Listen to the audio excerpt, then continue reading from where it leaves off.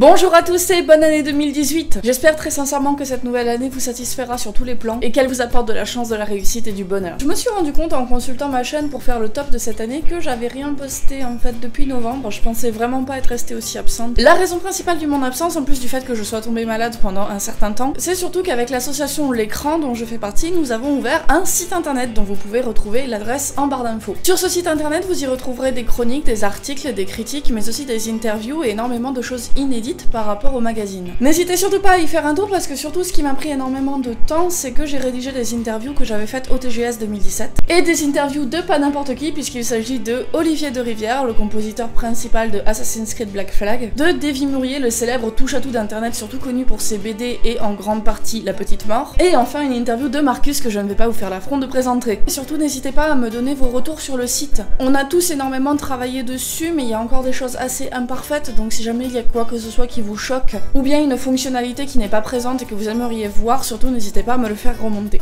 Aussi parce que j'anticipe évidemment la tonne de commentaires qui va arriver là-dessus, non, capillairement parlant, je vais pas rester comme ça ne me va pas du tout, c'est dégueulasse. C'est juste la couleur de transition en attendant que je repasse à mon violet pâle, mais voilà, j'avais besoin de les redécolorer un coup, et voilà, c'est bon, le sujet est clos, n'en parlons plus, s'il vous plaît, mettez pas 40 milliards de commentaires là-dessus. Dans cette vidéo, je vais bien sûr faire mon top et mon flop de l'année, c'est quelque chose que j'adore faire tous les ans et que j'adore partager avec vous. C'est aussi quelque chose que j'adore regarder sur les autres chaînes et je pense que je vais vous mettre tous les tops des copains en barre d'infos, ça leur fera un petit coup de pub et puis c'est toujours sympathique. En parlant de coups de pub, j'aimerais beaucoup remercier Léopold à qui je fais de gros bisous parce que tu as parlé de moi dans ton calendrier de l'avant des youtubeurs, ce qui m'a permis de gagner pas moins de 50 abonnés et qui m'a permis de dépasser la barre des 800 abonnés en tout, donc merci beaucoup. Ça peut paraître peu 800 à l'échelle de YouTube, je m'en rends bien compte, mais pour moi c'est beaucoup, ça compte beaucoup et ce geste m'a beaucoup touché, donc merci beaucoup. Trêve de blabla, on va passer tout de suite au gros du sujet, c'est-à-dire le top de cette année 2017. Et vous allez voir que j'ai fait un top qui, sans vouloir me vanter, sort un petit peu de l'ordinaire parce que je parle de films qui ont été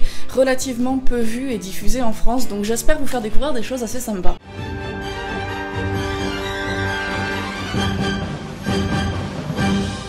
En 12e position, je ne pouvais évidemment pas passer à côté du magnifique, merveilleux Visage Village de Agnès Varda. C'est dommage parce que c'est un film dont je n'ai pas eu l'occasion de parler sur ma chaîne YouTube et pourtant Dieu sait qui m'a bouleversée et touchée. Agnès Varda, c'est une femme que j'ai eu la chance de rencontrer il y a quelques années lorsqu'elle faisait son exposition à Sète. C'est d'ailleurs lors de cette exposition que je l'ai découverte et je pourrais difficilement vous décrire la sensation que j'ai eue, mais en tout cas j'ai été tellement émue que j'ai pleuré du début à la fin. Agnès Varda a d'ailleurs été adorable en voyant mon émotion parce qu'elle m'avait donné son mouchoir et elle m'avait dit mais vous savez, dans la vie ça ne sert à rien de pleurer, les moments tristes s'effacent, enfin elle avait eu tout un discours comme ça très poétique et très beau sur la vie, sur la mort, elle qui a toujours été très attachée à la perte de son mari Jacques Demy qu'elle adorait plus qu'autre chose au monde, elle sait très bien parler de ce rapport à la vie et de ces petites choses du quotidien qui font que la vie prend sens. Et pour moi, Visage Village est un petit peu la quintessence de son travail et la quintessence de sa philosophie. Elle y va à la rencontre de petites gens, de gens simples qui vivent dans les campagnes, et en les mettant sur le devant de la scène, en faisant des gestes symboliques aussi beaux que agrandir leur photographie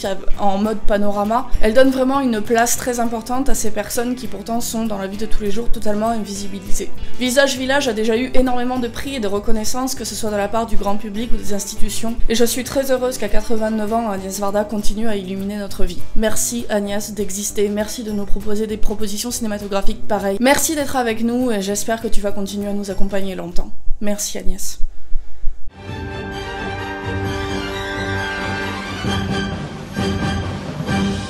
Alors, on va passer dans un tout autre registre parce que je pense que ça va faire un petit peu bizarre aux nouveaux qui me rejoignent parce qu'ils se sont abonnés après la vidéo de Léopold, mais je suis quelqu'un de très paradoxal dans mes goûts cinématographiques, c'est-à-dire que je suis capable d'aimer le petit film d'auteur inconnu qui a été projeté dans 5 salles en France, et je suis aussi capable d'aimer les grosses productions hollywoodiennes bien kitsch avec un scénario, il faut le dire, un petit peu bancal, puisqu'en effet, à cette 11e position, j'ai mis Pirates des Caraïbes 5, un opus qui s'est fait cracher dessus énormément à sa sortie et qui a beaucoup divisé. Il y a beaucoup de personnes qui, comme moi, ont trouvé que c'était une très bonne suite au 3 et il y a beaucoup de gens qui ont trouvé que finalement c'était juste dans l'esprit du 4, que c'était un épisode purement mercantile et que de toute façon il ne fallait pas encourager ce genre de démarche. Très honnêtement, je suis assez d'accord avec ces dernières personnes dans le sens où c'est vrai que Disney, on le sait, a une démarche purement mercantile et fait des suites pour faire des suites, souvent gratuitement, sans qu'il n'y ait un scénario vraiment abouti derrière et sans qu'il n'y ait de but à développer un univers. Ceci étant, je trouve que pour Pirates des Caraïbes 5, ils s'en sont vraiment très bien tirés, je trouve qu'on retrouve la patte pattes et cette espèce d'épicness mêlée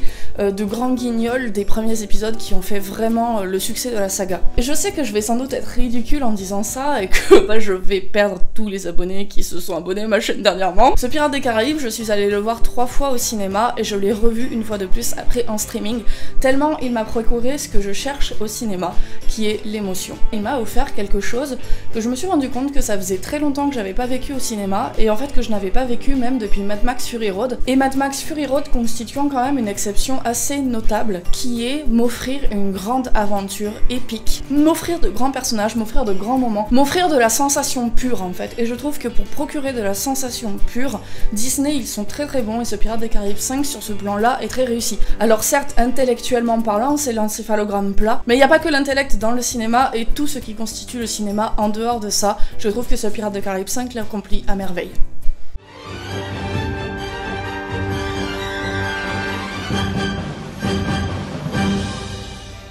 En 10e position, un petit bijou absolument merveilleux d'émotion pure, un petit chef-d'œuvre sorti de nulle part que personne n'attendait et qui pourtant a vraiment flambé dans les festivals et a fait qu'il a eu une vraie reconnaissance critique et publique. Dieu sait que ça le mérite, c'est Quelques minutes après minuit. En se plaçant sous l'aspect du conte merveilleux, le film en profite pour nous faire une métaphore absolument incroyable sur la vie et la mort. Le message est peut-être assez simple et peut-être déjà vu, à savoir pousser un enfant qui est confronté au deuil à aller au-delà et lui montrer que sa vie ne s'arrête pas parce que l'un de ses proches est mort. Mais ce message si simple est fait de manière tellement merveilleuse, avec une mise en scène si pointilleuse, si belle dans ses détails, qu'on ne peut qu'être émerveillé par la proposition cinématographique qui nous a été faite. Je trouve que le cinéma fantastique, qui a toujours été assez vivant en Espagne, trouve quand même là depuis 2 ans un nouveau souffle et que les productions sont vraiment à des lieux et à des lieux de toutes les autres productions fantastiques. Et je suis assez heureuse de voir que des projets pareils arrivent à trouver leur public, des financements et des distributeurs, parce que Dieu sait que pour qu'un film, pourtant qui nous arrive d'Espagne, alors que ce sont nos voisins directs, Dieu sait que c'est très compliqué et que les boîtes de distribution et de production se battent vraiment beaucoup pour nous mettre des projets pareils sur le devant de la scène. Vous le savez peut-être pas, mais cette année je suis en service civique dans un festival de cinéma qui s'appelle Ciné Latino, qui a lieu à Toulouse, et en fait, en travaillant dans ce festival de cinéma, je me rends un peu compte de l'envers du décor, et notamment des problèmes liés à la production et à la distribution des films, qui sont vraiment des choses dont je n'avais pas conscience spécialement en tant qu'amatrice de films. Et c'est justement en parlant avec des distributeurs, en faisant partie de l'équipe de programmation et en me rendant compte combien parfois il est dur d'obtenir les droits pour diffuser un film, que je me rends compte combien on a de la chance en France de pouvoir voir des projets pareils, de pouvoir les soutenir. Je vous conseille vraiment de vous pencher sur le cinéma espagnol qui recèle des pépites très inattendues. Et au-delà des productions, somme toute relativement gros budget, parce qu'il faut dire que Quelques minutes après minuit, par rapport au film moyen espagnol, a eu relativement un gros budget. Et même au-delà de ces productions un petit peu plus gros budget, il y a vraiment des pépites qui même des fois sont disponibles gratuitement sur YouTube. Donc je vous conseille d'être curieux parce qu'il y a vraiment énormément de choses qui valent le coup.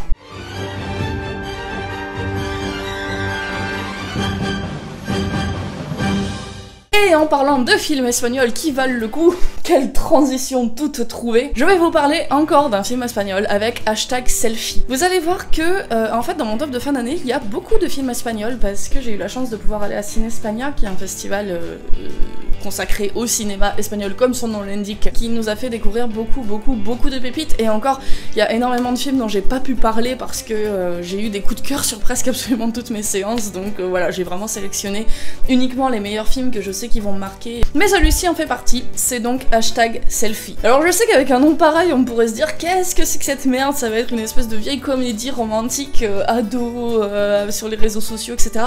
Pas du tout. C'est un documentaire tourné du coup en found footage qui nous présente la vie d'un jeune homme très riche, de droite, bourgeois, qui du jour au lendemain va tout perdre parce que son père s'est retrouvé dans des embrouilles financières et qui va devoir, lui qui n'a jamais rien fait de sa vie, apprendre un petit peu à vivre. Il va rencontrer une militante de gauche et ils vont commencer ensemble à sympathiser et lui va essayer de vivre comme un assisté du système. Puisque ça semble si facile pour les autres, pourquoi lui n'y arriverait pas? J'ai adoré cette comédie grinçante et cynique sur la politique. Lors de cette rencontre, j'ai eu la chance de rencontrer et le réalisateur et l'acteur principal du film qui nous ont un petit peu plus expliqué en détail ce qu'ils souhaitaient faire. Et j'ai trouvé que le réalisateur avait une très belle formule pour décrire son film qui est « Je souhaitais parler d'un idiot de droite et d'une idiote de gauche ». Et c'est exactement ça, parce que ce film ne prend jamais parti. Ce film nous présente au début le personnage principal comme un idiot, mais finalement la militante de gauche est tout aussi stupide. Et finalement ils sont très adorables et très attachants tous les deux dans leurs propres utopies et dans leurs propres univers qui arrivent finalement à s'entremêler. C'est un film qui est très mordant, qui est très pétillant, et je pense qu'une de ses grandes qualités vient de son acteur principal qui porte littéralement le film sur ses épaules. Il est absolument parfait. Il a cette espèce de décalage constant entre le mec ultra naïf qui ne se rend pas compte de combien ses paroles sont blessantes et cette espèce pourtant de réalisme très touchant, voire même assez triste lorsqu'il se rend compte de combien sa famille était pourrie et de combien lui-même est pourri gâté par l'argent. L'interprète de Macarena est aussi très juste dans sa naïveté très mignonne. Pour peu qu'on comprenne un petit peu le contexte politique dans lequel évolue l'Espagne en ce moment, avec un climat extrêmement tendu, une droite très dure qui a envie de revenir au pouvoir, avec le mouvement populaire Podemos aussi qui s'est élevé contre cette droite rigoriste mais qui n'a pas toujours les moyens de ses ambitions. Pour peu qu'on comprenne un petit peu tout ça et qu'on se rende compte dans quel climat évolue le film, c'est un vrai régal parce que ce film tape sur tout le monde, avec en même temps une immense félicité, un grand sens de l'ironie et des personnages tellement attachants et tellement humains à la fois dans leurs défauts et dans leurs qualités qu'on ne peut qu'adhérer à leur combat.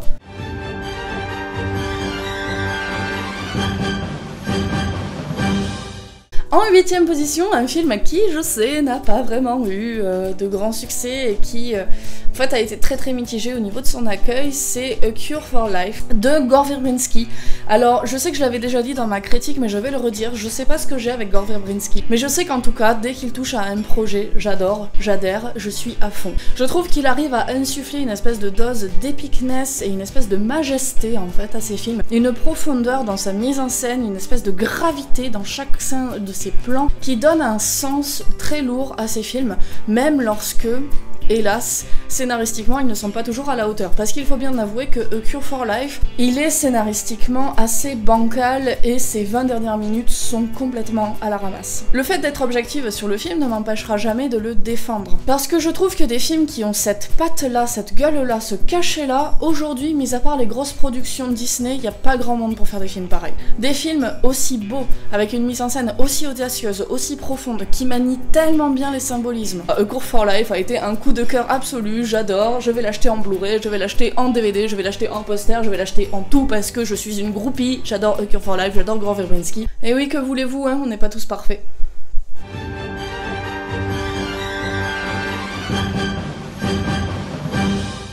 En numéro 7, on va pas changer une équipe qui gagne puisqu'on retourne pour l'Espagne, et oui, avec La Mano Invisible, un film qui, hélas, a été diffusé dans très peu de salles en France, c'est bien dommage. Il a un postulat qui est en fait assez absurde, assez froid et en même temps très politisé, donc c'est vraiment toutes les choses que j'aime réunies en une seule. En fait, dans ce film, on réunit des personnes qui ont un métier, qui se sont fait virer il y a pas longtemps, des choses aussi diverses qu'un boucher, on a une couturière, on a une personne qui travaille à des standards téléphoniques, on a un informaticien, on a un maçon, et une société va se charger de recruter ces personnes-là et de les mettre en scène en train de travailler sur une scène de théâtre. Ils doivent tous les jours répéter les mêmes gestes. Le maçon, par exemple, construit un mur et doit le détruire à la fin de la journée, face à des spectateurs qui sont invisibles mais pourtant bien là, parce qu'il y a des vivas, des applaudissements, des hurrahs, et ça continue, ça continue, ça continue, jusqu'au jour où, évidemment, il va bien falloir qu'il se passe quelque chose dans cette ambiance un petit peu tendue. J'adore la froideur rigoriste et minimaliste de la mise en scène de La Mano Invisible.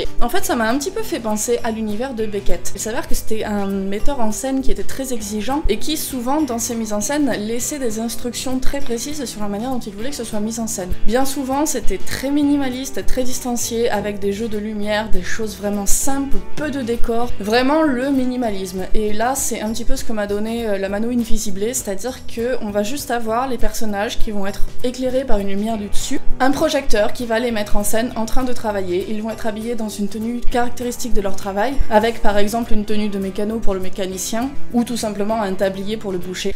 Et c'est tout. Et c'est dans cette simplicité que le film trouve toute sa splendeur. Le film n'est cependant pas composé uniquement de ces jeux avec les cercles de lumière, puisqu'on voit aussi l'après. On a accès aux coulisses avant le spectacle, où on voit les travailleurs se préparer à se mettre en scène à travailler. On a aussi accès à leurs entretiens d'embauche, où l'on voit le pourquoi du comment ils ont voulu postuler à ces travaux-là. En général, on se rend d'ailleurs bien compte que la société qui les a embauchés parce que ce sont un petit peu des personnes sans espoir. Et ça continue en crescendo avec une tension absolument folle folle, jusqu'au moment évidemment le point de rupture que l'on attend depuis le début du film et qui est, je trouve, un climax absolument primordial. La Mano Invisible, c'est un film très sombre, c'est un film pessimiste, c'est un film très minimaliste, très froid mais en même temps très beau, qui parle de l'être humain, qui parle de la condition du travail. C'est un film très politique et très engagé, une chose dont l'auteur ne se cache pas puisqu'il fait partie d'énormément de collectifs qui organisent des manifestations, des performances et des choses comme ça pour défendre le droit des travailleurs. Et c'est enfin là, je trouve, ce qui donne à La Mano Invisible encore plus de sens, c'est que au-delà d'être un film,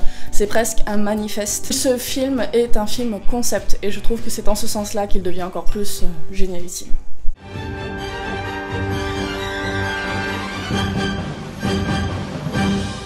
En 6ème position, un film coréen, bah oui, il en fallait bien un, j'en ai pas vu des tonnes d'ailleurs cette année, je suis en train d'y réfléchir. Mis à part Tunnel, que j'ai rattrapé, j'ai pas vu beaucoup de films coréens. C'est Sans Pitié, un thriller hard-boil, bien coréen comme il faut, bien crade, bien coréen quoi. Alors il faut dire que ce film est relativement classique dans le genre du thriller et plus particulièrement du thriller hard-boiled made in Corée, mais ce qu'il fait, il le fait vraiment très bien. J'ai trouvé sa mise en scène qui est assez proche de la BD au niveau de son rythme, de son découpage et de son montage assez intéressante et finalement elle a porté de l'intérêt à un discours qui est somme toute déjà vu et revu, qui est un simple classique de la vengeance. Mais Sans Pitié, ça fait partie de ces rares films que j'ai vraiment envie de revoir, qui je trouve ont une richesse assez inattendue, qui sont constamment surprenants dans leur mise en scène et dans leur ambiance, dont on attend chaque plan qui va suivre avec impatience tant ils vont être soit visuellement magnifiques, soit surprenants au niveau de leur rythme, du dialogue ou du découpage. Donc c'est un film très classique sur son fond mais très intéressant sur la forme, et qui est vraiment, je trouve, dans le haut du panier de ce qui se fait dans les thrillers de Corée.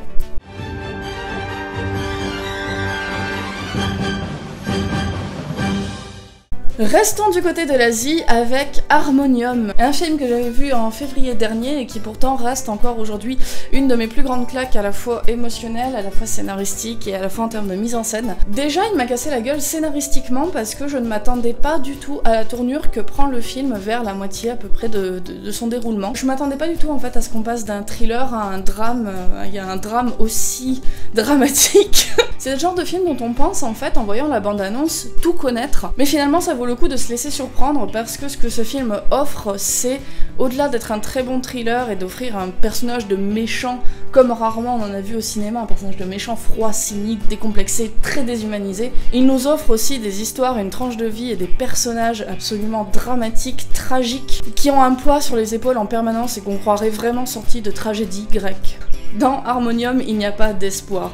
C'est un film très sombre, très pessimiste. Je sais que cette année, le réalisateur ressort un nouveau film qui devrait, je crois, sortir en France en mars ou en avril, quelque chose comme ça. Et je sais que je vais m'empresser d'aller le voir parce que si c'est du même niveau que Harmonium, je pense qu'on tient là un de mes futurs réalisateurs préférés.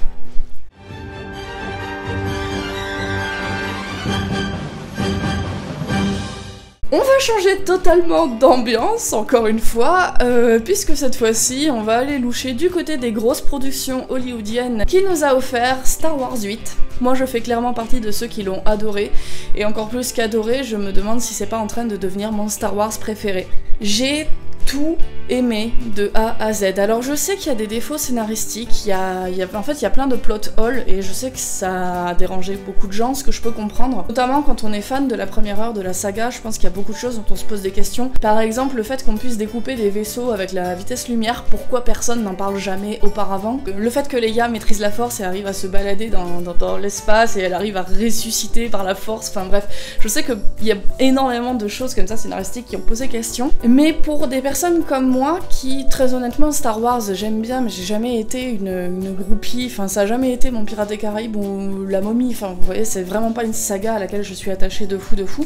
Pour les gens comme moi, je pense que c'est des questions qui ont été relativement secondaires et pour ce que le film m'a offert en termes de nouveautés, en termes de mise en scène, en termes d'émotion, en termes de symbolisme, en termes de puissance, tout ce que le film m'a offert c'était incroyable.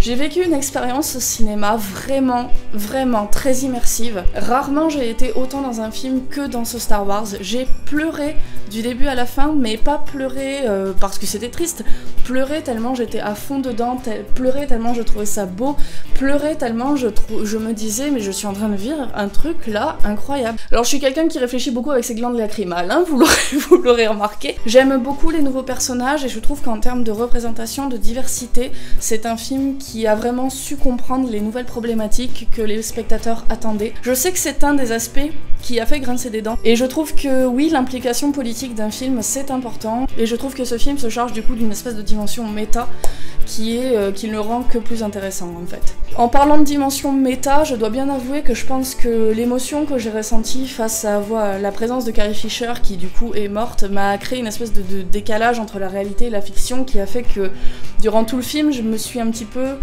Je sais pas comment expliquer, ça a vraiment créé un truc, une espèce de bulle un petit peu bizarre où je me disais putain, en fait, le cinéma a cette capacité de préserver les émotions, a cette capacité de garder, de préserver la vie en fait. Je sais pas si je suis très claire hein, dans ce que je raconte, c'est déjà pas très clair dans ma tête. J'ai trouvé le personnage de Kylo Ren mais absolument incroyable, j'adore ce personnage, il est magnifique, il est merveilleux, enfin il est hyper bien écrit. J'ai adoré la tournure que prend Luke qui du coup désacralise complètement son icône et je trouve que c'est bien qu'on désiconise des personnages qui ont été comme ça iconiques, qu'on prouve qu'on peut toucher en fait à cette saga. Ce qui est peut-être le plus important avec ce Star Wars 8, c'est que ça fait parler de Star Wars, ça prouve que Star Wars c'est un univers qui vit, ça prouve que c'est un univers qui est pris au sérieux et que les gens aiment pas, j'ai envie de dire ça fait partie du jeu, c'est normal, il y a toujours des gens pour pas aimer, mais c'est un fandom qui vit, c'est un fandom qui prouve qu'il y a un univers. Putain, fan de Star Wars 8, même si jamais vous avez pas aimé cet opus là, soyez heureux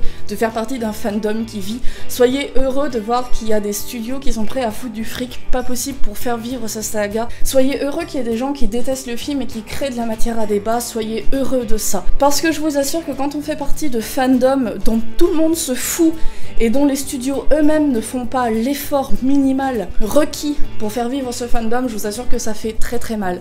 En l'occurrence, là je pense à La Momie et Au Retour de la Momie, c'est mes Star Wars à moi, c'est vraiment, je suis une tarée inconditionnelle de ces films-là. Le problème c'est que les studios s'en foutent, il y a qu'à voir La Momie 2017, très honnêtement ça a été l'effort minimal requis pour créer un film qui a été mis dedans. C'est un fandom qui meurt, c'est un fandom dont tout le monde se fout, donc vraiment fan de Star Wars, soyez heureux qu'il y ait une implication telle qu'il soit mise dans les films.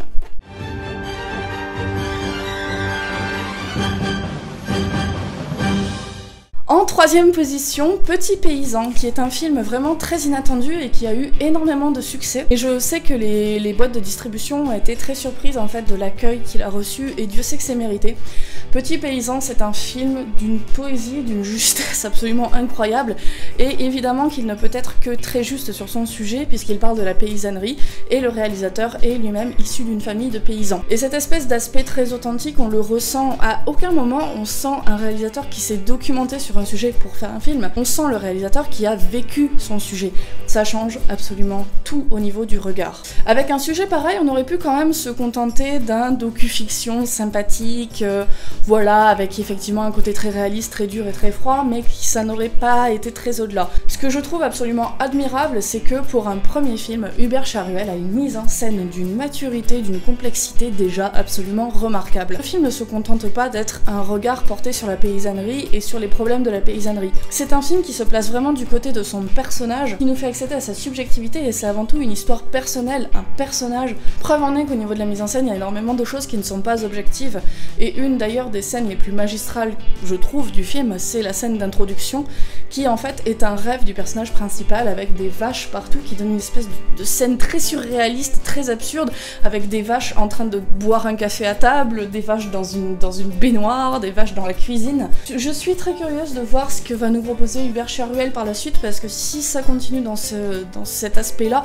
pas forcément parler du même sujet, mais je veux dire au niveau de cette espèce de maturité, cette implication de tous les instants, j'espère que ça va donner quelqu'un un futur grand réalisateur français. Faites vivre le cinéma français, soutenez des gens comme ça, soutenez Hubert Charuel, soutenez des petits réalisateurs qui le méritent, qui ont une vraie patte, une vraie vision d'auteur, une vraie vision d'artiste et qui, à mon avis, sont vraiment l'avenir du cinéma français.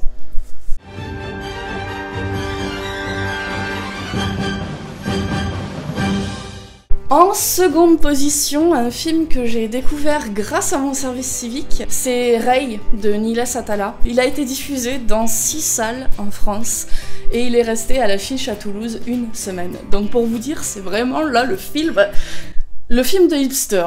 Ray, pour moi, c'est le Mother que j'aurais aimé voir. Ray, c'est un film immense, magistral, qui aborde sous une mise en scène symbolique, surréaliste, toujours en surprise, qui aborde le sujet du sacré, qui aborde le sujet du rapport de l'homme et de la nature, qui aborde le sujet de la domination d'une religion et d'une culture sur une autre, qui aborde le sujet du voyage spirituel, initiatique, intérieur. Enfin bref, absolument tous les sujets abordés par Mother, mais là où Mother fait les choses grossièrement, Ray le fait de manière sublime. Les dialogues de Ray, on a l'impression que c'est un poète qui les a écrits, et c'est peut-être le cas, hein, je me suis pas renseignée sur le processus de production, mais c'est d'une beauté, j'avais l'impression de lire presque du Victor Hugo. Il y a une espèce d'ode à la nature constante, il y a une espèce d'ode à l'humanité inscrite dans la nature constante qui est magnifique. La mise en scène de ce film, Niles Atala, il a créé des images, mais c'est d'une beauté,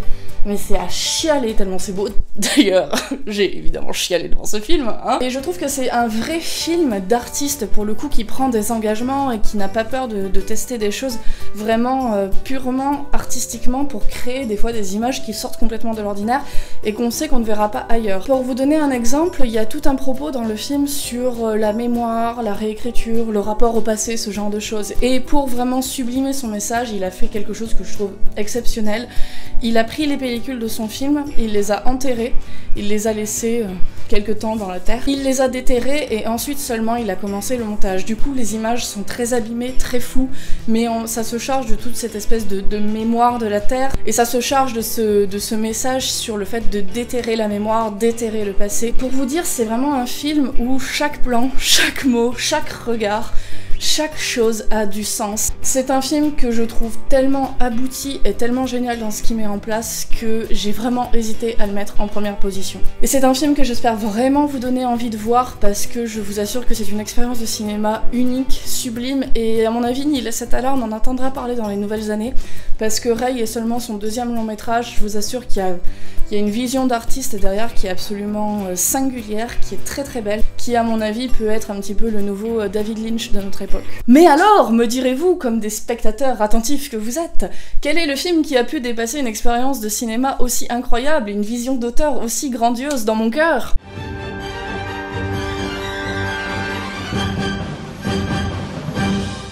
Et ben il y a un film qui a réussi à surpasser tout ça, qui est encore plus magistral, je trouve, que tout. C'est Au revoir là-haut de Dupontel, d'après le roman de Pierre Lemaitre. Alors moi j'avais déjà beaucoup aimé le roman, qui était le prix Goncourt 2013 je crois, ou 2012, quelque chose comme ça. Je trouve que Au revoir là-haut lui apporte encore plus de choses, il le sublime. Je saurais pas vraiment vous décrire ce que j'ai ressenti face à Au revoir là-haut parce que c'est quelque chose qui est assez personnel et en même temps j'ai l'impression que quand j'en ai parlé aux personnes qui l'ont vu, ils ont ressenti à peu près la même chose que moi. Cette espèce de sentiment à la fois physique et intellectuel du coup, d'une espèce de fracture de l'âme. Et en même temps on a quelque chose dans le cerveau où on a l'impression de pas pouvoir mettre de mots sur ce qu'on ressent tellement on est face à quelque chose qui nous dépasse, face à vraiment quelque chose qui est au-dessus de nous, au-delà de ce qu'on arrive vraiment à percevoir et à comprendre avec nos mots. Au revoir là-haut m'a vraiment fait cette sensation-là. Ce film est très très beau et je trouve qu'en plus il complète assez bien le bouquin parce qu'il donne une fin à l'histoire du personnage principal narrateur. Alors il y a des maladresses et j'estime que objectivement c'est vraiment pas un film parfait, mais là le but c'est vraiment pas d'être objectif, je pense que c'est un film qui s'adresse avant tout à la subjectivité, qui s'adresse aux sentiments, et en ce sens-là il a tout réussi. C'est un film qui est ultra émouvant, qui est ultra drôle par moments, dont la mise en scène très bigarrée, qui va loucher du côté du burlesque, convient parfaitement à l'univers complètement désillusionné et en même temps très, très pétillant de Pierre Lemaitre. Je pense que Dupontel a tout compris à l'univers de Pierre Lemaitre et je pense que Dupontel a tout compris pour réussir à l'emmener au-delà. Que dire de plus sur Au revoir là-haut? Je pense que bon, vous comprenez, ça sert à rien que je continue dans les éloges énormément de temps. J'espère vraiment que ça va donner de l'impulsion et de la créativité à de nouveaux réalisateurs, à de nouveaux producteurs pour aller dans des projets un petit peu originaux et un petit peu péchus comme cela. C'est un... voilà, c'est un petit bijou, c'est magnifique. Au revoir. Et voilà, ma vidéo sur les tops est terminée. On passera au flop dans une seconde vidéo. J'hésitais à faire une vidéo rattrapage des films de 2017 dont j'ai pas pu parler sur la chaîne, mais je pense que je ne le ferai pas, tout simplement parce que j'ai plus d'une cinquantaine de films à parler, donc ça ferait une vidéo qui durerait plus d'une heure, voire 1h30, et je sais déjà que les vidéos rattrapage sont pas très regardées sur ma chaîne, alors là j'ai vraiment pas envie de me taper des heures et des heures de montage pour qu'il y ait personne qui regarde, ça sert à rien. La prochaine vidéo, ce sera donc le flop qui devrait arriver dès que j'ai le temps de la tourner. J'ai déjà commencé à regarder pas mal de films de 2018, donc je vais reprendre le rythme des vidéos petit à petit. Et voilà, je vous laisse avec le flop de 2017. Salut!